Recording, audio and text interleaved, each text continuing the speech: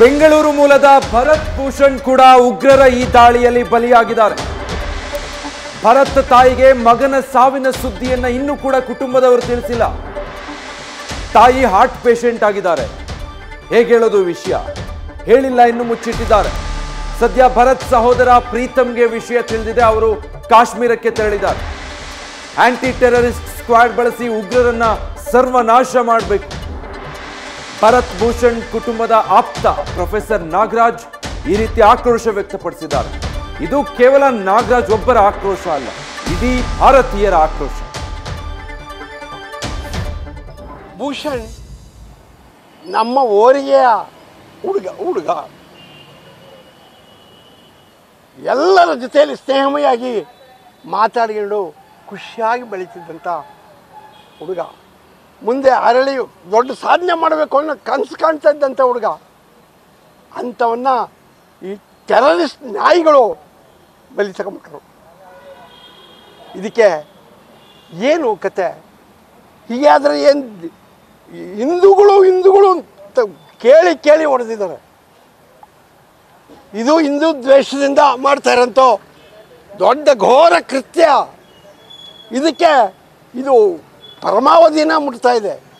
ಇದಕ್ಕೆ ಕಾರಣ ಬಹುಶಃ ನಮ್ಮ ಸರ್ಕಾರ, ರಾಜ್ಯ ಸರ್ಕಾರ ಓಟಿನ ಆಸೆಗೋಸ್ಕರ ಮುಸ್ಲಿಮರನ್ನು ಓಲೈಕೆ ಮಾಡ್ತಾ ಇರೋದೇ ಕಾರಣ. ಇದಕ್ಕೆ ಈಗ ಹಿಂದೂಗಳು ಯುವಕರು ಗಟ್ಟಿ ಮನಸ್ಸಿಂದ ಎದ್ದು ನಿಂತ್ಕೋಬೇಕಾಗಿದೆ.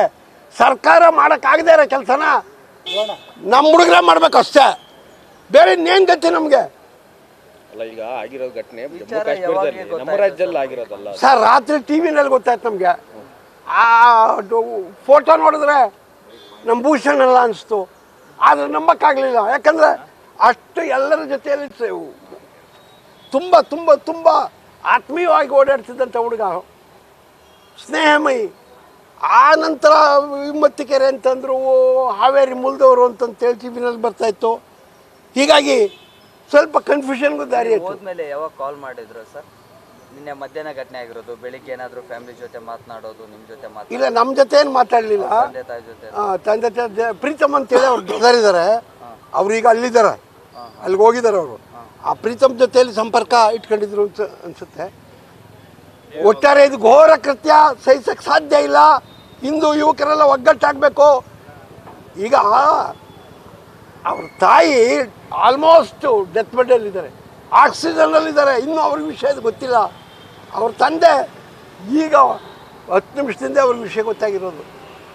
ಅವರ ನೋವು ಈ ಟೆರರಿಸ್ಟ್ಗಳಿಗೆ ಅರ್ಥ ಆಗಬೇಕಾದ್ರೆ ಅವ್ರ ಮಕ್ಕಳಿಗೂ ಹಿಂಗೆ ಆದಾಗ ಗೊತ್ತಾಗತ್ತೆ. ಬೆಳೆದು ಸಾಧನೆ ಮಾಡಬೇಕಾದಂಥ ಯುವಕರನ್ನೇ ಬಲಿತಕ್ಕಂಥವ್ರೆ. ಏನು ತಪ್ಪು ಮಾಡಿದ್ರು ಅವರು? ಯಾಕೆ ಮಾಡಿದ್ರು? ಹಿಂದೂ ಆಗಿದ್ದೆ ತಪ್ಪ? ಕೇಳಿ ಹೊಡೆದಿದ್ದಾರೆ. ಬೇರೆ ದಾರಿನೇ ಇಲ್ಲ.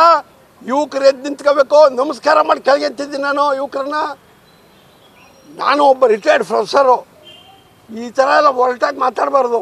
ಆದರೆ ವಿಧಿ ಇಲ್ಲ. ನಮ್ಮ ಮಕ್ಕಳನ್ನ ನಾವು ರಕ್ಷಣೆ ಮಾಡ್ಕೋಬೇಕಾದ್ರೆ ನಾಯಿ ಹೊಡೆದಂಗೆ ಹೊಡಿಬೇಕು. ಈ ಪುತ್ರ ಶೋಕದ ನೋವು ಏನು ಅಂತೇಳಿ ಅವರಿಗೆ ಅರ್ಥ ಆಗಬೇಕು. ಬಹುಶಃ ಅವ ಮಾತ್ರ ಸಾಧ್ಯ ಆಗುತ್ತೆ.